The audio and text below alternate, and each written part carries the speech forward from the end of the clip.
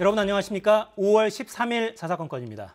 최영일 평론가와 주요 뉴스 정리해드리겠습니다. 자, 안녕하세요. 안녕하세요. 네, 첫 번째 주제 뭔가요? 예, 속보입니다. 북한의 백신 등 의약품 지원. 네, 대통령실의 입장이 나온 거죠? 예, 윤석열 대통령실 드디어 이제 북한의 인도적 지원할 수 있다. 지금 북한의 평양을 필두로 해서 코로나 상황이 만만치 않아 보입니다. 발표하는 것보다 더 심각할 것이다. 이런 추정이 나오고요. 그리고 또 이례적으로 이제 공개하기 시작했죠. 이건 뭔가 지원을 지금 절실히 바라는 상황 아니냐. 그래서 지금 새 정부의 대통령실에서 처음으로 북한의 코로나19 관련해서 인도적 지원을 할 수 있다. 백신, 치료제 다 포함되는데 북한과 협의할 예정이라고 대변인이 밝혔습니다. 협의할 예정이다. 네. 지금 대화가 오가고 있는 상황은 아닌 거죠? 알 수는 없습니다. 혹시 네. 뭐 물밑 접촉이 있는지. 그럼에도 불구하고 지금 뭔가 이제 북한이 원한다면 지원하겠다라는 것보다 지금 지원은 결정했다. 우리 정부 입장에서는. 그리고 이제 협의할 예정이다라고 했으니까 어쩌면 또 접촉이 있을 가능성도 있죠. 네. 자, 북한 어제 코로나19 발생 상황 첫 예. 공개했는데 추가 보도가 나왔죠? 예, 그러니까 이제 12일 하루 만에 지금 18,000명이라는 거예요. 발열자들이. 북한은 유열자 이렇게 부릅니다. 네. 그리고 지금 거의 뭐 19만 명 가까운 사람들이 격리 상태에 있는 것으로 지금 사망을 6명으로 이야기했는데 오미크론에 의한 확진자가 1명 이상 분명히 있어 보이고요. 이런 측면에서 4월 말부터 발병이 시작됐다. 기억해 보시면 4월 15일 태양절 평양시민 축제 열렸고요. 4월 25일 인민군 창설 기념일에 대대적인 열병식이 저녁에 있었습니다. 그럼 사람들이 모였다가 흩어지지 않았겠습니까? 아마 그런 효과로도 분석이 되고 있습니다. 네. 마스크도 제대로 쓰지 않고 많은 사람들이 모였다가 흩어졌는데 맞습니다. 그게 계기가 아니었나 싶기도 하네요. 네. 네. 자, 다음 주제 뭡니까? 예, 북한 얘기인데요. 북 위협에 공조 대응한다. 네. 한미 간 합의가 있었죠? 한미 간 얘기인데요. 지금 김성한 대통령실 안보실장입니다. 그런데 전화 통화를 미국 백악관의 카운터파트가 되겠습니다. 바로 이제 국가안보 담당 보좌관 제이크 설리번 보좌관하고 첫 통화를 한 거거든요. 그런데 최근에 이제 북한에서 계속 미사일 쏘고 있지 않습니까? 이러한 북한의 도발의 우려를 함께 표하면서 한미 공조로 이 대북 도발을 강력하게 대응하겠다. 그러면서 이제 곧 방한이 이루어지는데 한미 정상회담에서 포괄적 동반자 관계가 그 실효성을 좀 높일 수 있도록 다양한 의제들을 협의해 나가자 하는 이야기를 나눴습니다. 네, 이제 막 정권이 출범해서 네. 지명이 됐으니까 맞습니다. 아마도 이제 인사 차원이죠? 인사 차원일 네. 텐데 현안이 워낙 많습니다. 저희 맞습니다. 그래픽 준비해 놓은 걸 좀 보여주시죠. 최근에 미사일 발사 지속이 되고요. 예.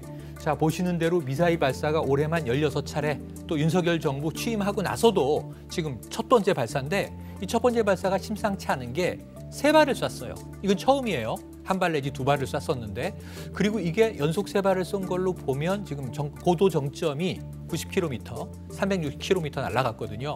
그럼 이 고각 발사인데 이걸 또 쏜다면 얼마나 날아갈까? 지금 이제 우리 군 당국은 단거리 탄도 미사일 이렇게 밝혔는데 지금 레드라인을 넘고 있지 않습니까? 그래서 지금 이것은 KN-25라고 해서 지금 초대형 방사포로 추정은 하고 있습니다. 아마 재원 분석이라든가 앞으로 계속 이루어질 것 같고요. 북한의 의도는 무엇인가? 지금 조금 전에 말씀드린 백신 치료제 지원과 지금 역행하는 행동이기 때문에 어떻게 이런 문제들을 또 억제할 것인가 한미 간의 공조 사안이 되겠습니다. 네. 또 이 와중에 풍계리 핵실험장 이쪽도 착착 진행이 되고 있는 그러니까 7차 정황이 보이죠. 핵실험에 대한 우려가 그럼 뭐 높아지고 있느냐? 지속되고 있다고 전문가들은 관측을 하고 있습니다. 조만간이라고 하는 이야기를 이제 계속 하고 있는데 이게 위험한 게 뭐냐 하면 결국 이제 단거리 탄도 미사일만 이야기해도 지금 방사포가 4발에서 6발을 연속으로 쏠 수 있고요. 이동식 차량에서 발사가 가능한데 소형화된 핵탄두를 실험해서 성공한다면 이제는 뭐 이제 ICBM이 아니라 작은 방사포에도 핵탄두를 달면 전술핵을 운용할 수 있다는 거죠. 또는 SLBM으로도 잠수함에서 쏠 수 있고 이런 상황에 대해서는 훨씬 한미 안보 상황에서는 골치 아픈 문제가 될 수 있다. 그런데 7차 핵실험 임박했다는 얘기가 계속 나오니까 하긴 할 것으로 보여지는데 언제 어떻게 도발할 것인지도 걱정이고 사전에 막을 수 있는 방법은 무엇인가도 지금 미국은 이제 모든 방식의 외교적 대화는 열려 있다라는 이야기까지 어제 나왔거든요. 네. 자, 북한의 반응이 중요해 보입니다. 네. 상황이 점점 위중해져 가는 겁니다. 사전 탐지도 어렵고 네. 일단 쏘면 요격도 어려워지는 상황. 그렇습니다. 여러 발을 동시에 쏠 수 있기 때문에 네. 어려운 상황으로 흘러갑니다. 자, 다음 주제는 뭡니까? 세 번째 주제는요. 민생 경제 최우선. 네, 오늘 대통령 회의 주제였죠? 네, 이게 긴급 점검 회의를 연 겁니다. 사실은 뭐 수석보좌관 회의 첫 번째에서 엊그제였죠. 바로 첫 번째가 물가가 우려된다. 근데 거기에 대한 이야기들이에요.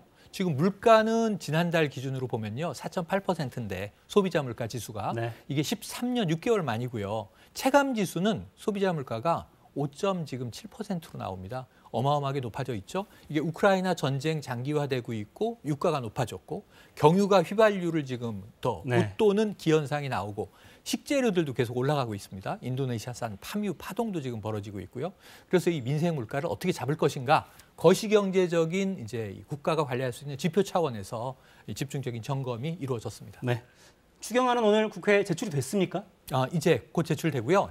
제출됐습니다. 왜냐하면 다음 주 월요일에 윤석열 대통령 처음으로 이제 대통령 취임한 후 국회 시정연설을 하게 됩니다. 아마 월요일로 예정이 돼 있죠. 월요일입니다. 네. 월요일 16일이 월요일이고요. 본회의가 잡혀 있습니다. 그러면 이제 추경안 제출이 됐고 대통령이 추경의 필요성, 예산에 대해서 설명을 하고요. 지금 59조 원 규모의 막대한 추경이고요. 이 중에서 뭐 36조 정도가 지금 소상공인 지원이라든가 피해 지원에 바로 쓰여지게 됩니다. 지금 민주당만 해도 한 44조 정도는 돼야 된다. 59조라고는 하지만 실제 지원은 36조 정도고 22조 정도는 이게 또 지방으로 교부가 되는 예산이에요. 그래서 여기에 대해서 이제 민주당은 더 증액하라 이런 이제 이야기고, 지금 또 한 가지 좀 논란이 터져 있는 것은 53조의 추가 세수가 왜 갑자기 튀어나왔느냐 하는 문제를 민주당은 조금 이제 문제 삼고 있는데, 어쨌든 뭐 국채 발행 안 하면 좋은 거죠. 민생 효과가 제일 중요해 보입니다. 월요일 대통령의 시정연설을 주목해 보고 추경 처리는 아마 이번 달 내에 여야가 합의 처리할 것 같습니다. 네. 여야 입장은 잠시 후에 여의도 사사건건 코너에서 자세히 들어보겠습니다. 네. 자, 다음 주제 뭡니까? 이게 외신인데요. 심각합니다. 핀란드에 이어서 스웨덴도. 네, 나토 가입이죠. 그러니까 지금 이 두 나라는 전통적으로 70여 년 동안 중립국이었고요. 네. 비동맹 국가였어요. 그러니까 이제 스위스가 우리 영세 중립국 이렇게 부르는데, 그런 위치에서 서방이든 뭐 이제 동구권이든 개입하지 않고 독자적으로 우린 중간을 가겠다. 그런데 이게 핀란드 같은 경우에는 1948년에 선언을 해서 우리나라 정부 수립하고 똑같습니다. 74년 됐거든요.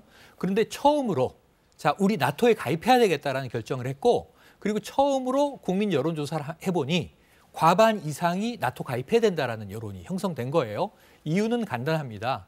러시아를 최근에 보니까 사실은 뭐 이미 크림반도를 점령했을 때 이거 위험하지 않나? 우리는 바로 러시아의 영향을 받는데, 근데 이번에 우크라이나 침공을 보면서 이게 스스로의 자위권을 유지하는 것보다 이 동맹에 들어가는 것이 안전하겠다. 핀란드가 이제 나토 가입 결정을 지금 한 상황인데 여러 달이 걸릴 겁니다. 실제로 가입되기까지는. 네. 지금 우크라이나가 나토 가입한다 그랬다가 지금 전쟁이 난 거 아니겠습니까? 근데 역시 스웨덴도 중립국인데 우리도 나토 가입하겠다. 그래서 지금 이 세계적으로 이 북유럽 쪽의 균형이 특히 러시아에 인접한 국가들이 깨질 것으로 보여져서 이게 앞으로 어떤 국제 정세가 펼쳐질 것인가, 심지어는 3차 대전의 위험성이 높아졌다, 이런 이야기들이 나오는 상황입니다. 네. 또 러시아는 발끈할 수밖에 없겠는데요. 이미 뭐 발끈했고요. 네. 강한 유감을 표명을 했습니다. 네, 정세, 국제 정세도 또 심상치 않게 흘러갑니다. 여기까지 하겠습니다. 최영일 평론가였습니다. 고맙습니다. 고맙습니다.